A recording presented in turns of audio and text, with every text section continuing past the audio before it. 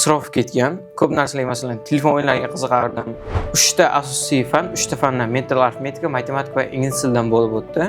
Bu natijaga erishimga faqat o'zim emas, birinchi o'rinda ota-onam, keyin maktabdagi har bir ustozimga, ayniqsa Davlat Kamoldinovga rahmat aytmoqchiman. Oksford maktabini men aytgan bo'lardim.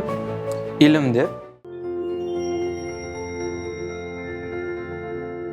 Assalomu alaykum, qadrli bizlarni ijtimoiy tarmoqlar orqali kuzatayotgan vatandoshlar. Biza podkastimizni yangi seriyasini, yangi qismini olish arafasida turibmiz va bugungi bizning navbatdagi mehmon 10A sinfida o'qiydigan Behruz bo'ladilar. Behruz, assalomu alaykum. Assalomu alaykum. Nima gaplar Behruz? Hozircha tinchlik. Qisqacha o'z haqingizda ma'lumot bering Behruz. Ismim Sharifim Norboyev Behruz. Hozir Oksford xalqaro maktabida 10A sinfda o'qib kelyapman. Bu 2-yilim Oksford xalqaro maktabida. Shunaqa gaplar. Oksfordga kelish jarayoni qanaqa bo'ldi? Biza yangi binoga ko'chganmiz hozir, bilasiz. Siz o'tgan yil kelgan bo'lsangiz, u boshqa bino bo'lgan. Farqi yoki o'zi maktabga umuman kelish jarayoni yoki tarixi qanaqa bo'lgan? Avval o'zi o'rta ta'lim maktabida o'qirdim. 8-sinf tugatganimdan keyin yoz oyida maktabimizda o'zini gruppasiga shu Oksford xalqaro maktabi reklamasi tushgan ekan. Shunga qiziqib topshirib ko'rgandim. O'tganimdan keyin shu ota-onam rozi bo'lishdi shu o'qitishga. Keyin shu 9-sinfdan boshlab Oksford xalqaro maktabida o'qishni boshladim. O'tgan yili ancha Oksford xalqaro maktabini binosi kichkinaroq edi. Bunaqangi joylar yetishmas edi yoki bolalar kam edi va ustozlar nimalar bolalarga yarasha kam edi. Hozirgi maktabimiz ancha katta bo'lgani uchun boshqa masalan sport zallari va boshqa qulayliklar yaratib berilgan kattaroq maktab bo'lgani uchun. Biza o'zi odatda suhbatlarni asosan yosh talabalarimiz bilan qilayotgandik va siz 1-10-sinf o'quvchisi bo'lyapsiz. 10-sinf bo'lgandan keyin bilasiz, bizada baribir ertalab spets fanlar bor, IT, matematika yoki ingliz tili. Universitet tanlash jarayoni bo'ladi yoki boshqa shu o'qish. Nimalar bilan bandsiz hozir Behruz?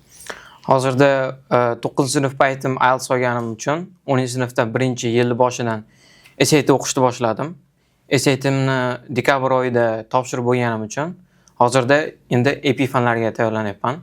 Ertalabki smena vaqtlarida darslar payti va IT darslari avvalgidek bo'lyapti. IELTS necha bo'ldi o'tgan yil?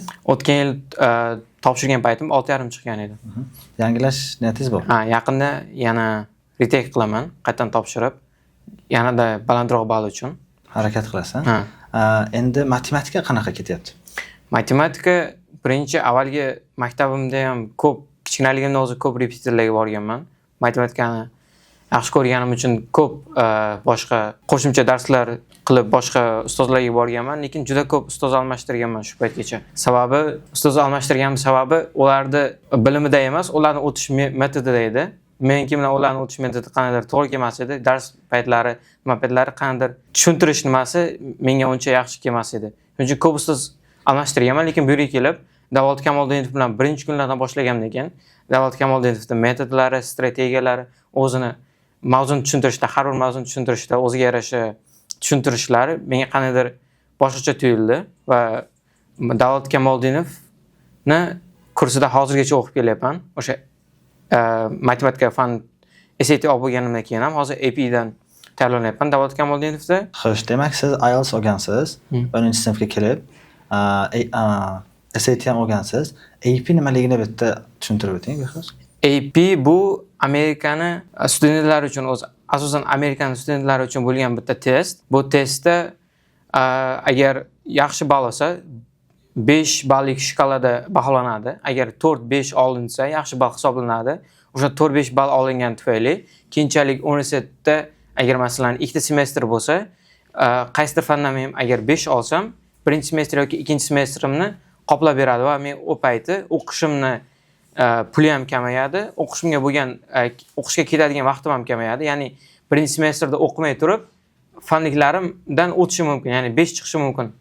Ularni shkalasiga to'g'ri keltirib gapirsak, birinchi yoki ikkinchi semestrda o'qimay turib o'sha payti menda bo'sh vaqt bo'ladi. Bo'sh vaqt paytlar boshqa fanlarga ko'proq fokus qila olamandagina. Lekin shunda ham balim to'g'ri chiqadi. Zo'r. Endi maqsad qaysi universitet bo'lyapti? Behruz hali baribir bizga 1 yil bor, o'ylashga. Qaysi davlatga o'qishni rejalashtiryapsiz va grantlar yutish masalasida qanaqa rejalar tuzyapsiz? Bu masalada ham avvaldan o'zi o'ylab kelayotgandim. Keyin bilsam ko'p bolalar top universitetlarga qiziqadi, lekin nimagaligini bilmaydi. Masalan, nimaga desa, faqat top universitet. Lekin nimaga? Unga bironta sharoit yaratib beradimi yoki bironta qulaylik aynan o'sha studentga nima qulaylik kerak yaratib berishini o'zlari bilmaydi. Sabab faqat top darajada turishi. Lekin men top darajadagi universitetga emas, o'zimni professiyam bo'yicha, o'zimni mutaxassisligim bo'yicha qanaqangi universitet bo'lsa ham, o'sha menga qandaydir mutaxassisligimni qo'llab-quvvatlaydigan yaxshi universitet bo'lsa, o'shanga topshiraman. Zo'r. Behruz keyingi masalan o'sha universitetlarga kirgandan keyin o'zini kelajakda qayerda ko'ryapsiz? Qayerda karyera qilishni xohlaysiz yoki qaysi kasb egasi bo'lishni istaysiz? Kasb egasi bo'lishda men o'zi kichkinaligimdan ekonomikaga ko'p qiziqganman. O'sha matematikaga bog'liq bo'lgani uchun ekonomikaga avvaldan qanaqadir bir yaxshi feeling bo'lgani uchun, yaxshi tuyg'u bo'lgani uchun avvaldan ekonomikani yaxshi ko'rganman. Shuning uchun ekonomikani kelajakda ham davom ettirmoqchiman. Qaysi davlatda degan gapga esa men shu Amerikani o'ylagan bo'lardim birinchi o'rinda. Chunki o'sha yerda ekonomika juda ham yaxshi rivojlangani uchun, o'sha o'zini aynan bitta viloyatlari nimalari bor. O'sha yerlarda bemalol ekonomikani chuqurroq o'rganib, u yerda birdan praktika yo'liga ham ancha sharoitlar yaratilgan. Zo'r. Demak, siz iqtisod yo'nalishiga ketmoqchisiz. Amerikani birorta yaxshi universitetlarga topshirish niyatingiz bor. Endi Behruz maktabga siz 9-sinfdan kelganman dedingiz, ya'ni o'tgan yildan. Oldingi maktabingiz bilan Oxford maktabini farqlarini sanab bera olasizmi? Sanab ancha vaqt ketadi sanashga. Farqlar juda ham katta. Endi hayotingizni farqichi? Hayotdan farq bo'lganmi? Masalan, 8-sinf Behruz bilan hozir 10-sinf Behruzni. To'g'ri, sinflarda farq qiladi, lekin hayot baribir, masalan, kundalik hayotda yoki planlarda, kun olib borishda shunaqa.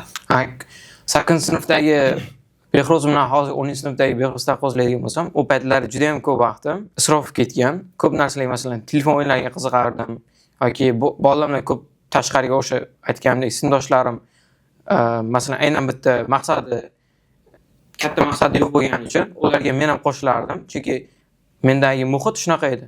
Hozirgi 10-sinfdagi aytadigan bo'lsam, ertalab masalan kelsam, kechqurun ketaman. Shu vaqt oralig'ida masalan bizda maktabimizda Oksfordda telefon ishlatish mumkin emas.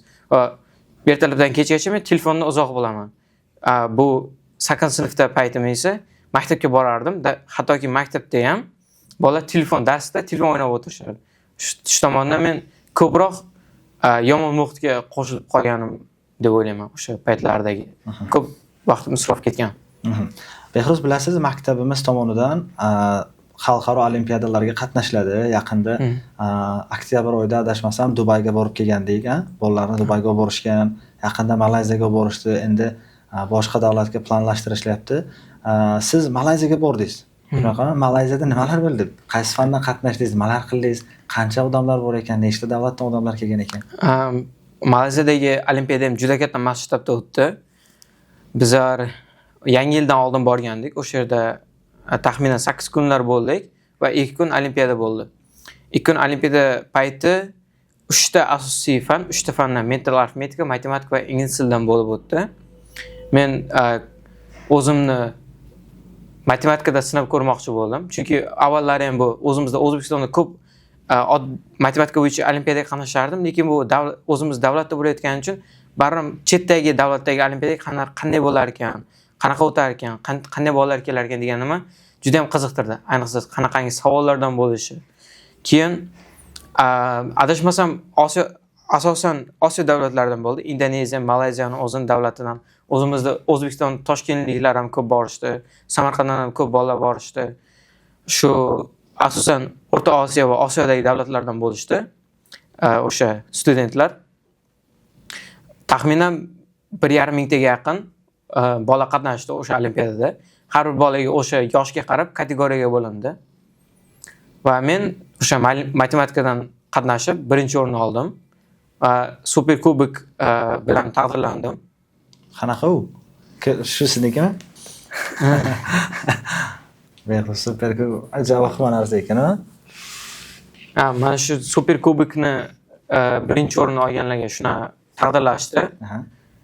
Va men o'sha bu natijaga erishimga faqat o'zim emas, birinchi o'rinda ota-onam, keyin maktabdagi har bir ustozimga, ayniqsa Davlat Kamoldinovga rahmat aytmoqchiman. U kishini o'sha aytganimdek metodlar, o'sha har bir tushuntirgan strategiyalar tufayli shunaqangi darajaga erishdim deb o'ylayman. Behruz, ko'pchilik bilasiz, maktabda telefon mumkin emas, ko'p xususiy maktablarda. Ko'pchilik aytayaptiki, ChatGPT masalasida, ChatGPTni hamma studentlar ishlatadi. Asosan katta yoshdagi sinflar, ya'ni 10-11-sinflar. Sizlar ham ishlatyapsizlarmi yo'q? Mumkin emasmi? ChatGPT ishlatish o'zi yaqin 2-3 yil orasida juda ham ommaga chiqdi. Lekin ChatGPTni ishlatishda yomon tarafdan ko'ra yaxshi tomonlari ko'p deb o'ylayman. Yomon taraflari ham bor. Aynan o'sha ko'p bolalar hozir international programmalarga topshirayotganda, o'sha chetdagi programmalarga topshirayotganda yoki har bir uyga asoslarni qilayotganda va boshqa darsliklarni qilayotgan payti bir o'ylamasdan faqat ChatGPTga yozadi. Va eng katta yomon tomoni ham shu, nimaga yozayotganini bilmaydi. Agar birinchi yaxshi tomoni esa bu ChatGPT haqiqatan yaxshi bir do'st desa bo'ladi, yaxshi ustoz desa bo'ladi. Chunki har doim ham ustozingiz yoningizda bo'lmaydi. Bu ChatGPTlik yoningizda bo'ladi va ChatGPTdan oladigan har bir masalan informatsiyalaringizni nimalarsiz to'g'ri yo'lda ishlatish kerak. Agar uni faqat bilmasdan, nimaga ishlatayotganini bilmasdan so'rayversa, xuddi robotga o'xshab, o'sha haqiqatan bu odamni aynan bir tub darajaga olib kelib qo'yadi. Rahmat. Endi boshqa davlatlarga ham mabodo olimpiada bo'lsa, maktab tomonidan olib borilsa, qatnashish niyatingiz bormi? Albatta. Endi bu birinchi Malayziyaga borganim sababi shunday edi. Masalan, kichik pog'onadan o'tib, kattaroq olimpiadalarga qatnashmoqchiman. Masalan, Malayziyada mana bildim qanaqangi bo'lishini, qanaqangi formatda bo'lishini, olimpiada qanaqa o'tkazilishini va qanday bolalar kelib, qanaqangi masalan savollar bo'lishini hozir birinchi test sifatida bilib oldim. Keyingi maqsadlarim ham esa o'sha bundan ham kattaroq olimpiadalarga qatnashib va yana o'sha maktabimizni obro'sini ko'tarish. Behruz, kitob o'qib turasizmi? Qanaqa kitoblar o'qiyapsiz va biza o'zi odatda so'raymiz, kitob tavsiya qiling deb. Shu savolga kelishdan oldin bitta qanaqa kitoblar o'qiysiz, qanaqa janrlarga qiziqasiz deb aytsangiz? Men o'sha aytgandek ekonomikaga qiziqqanim uchun o'zimni yo'nalishimni chuqurroq o'rganish sifatida ekonomika bo'yicha kitoblar ba'zi payt o'sha darsdan chiqqan paytlarim yoki qachondir bir bo'sh vaqtlarim payti ekonomika bo'yicha kitoblar o'qiyman va artikellar o'qib turaman. O'sha biron bitta jurnallar yoki shu ekonomikaga bog'liq biron bitta maqolalar o'sha o'zimni ekonomikadagi bilimimni yanada oshirish uchun. Endi 3 ta kitob tavsiya qilsangiz. 3 ta eng shu iqtisod bo'yichami yoki masalan 8-sinf Behruz bilan 10-sinf Behruzning farqi bor-ku.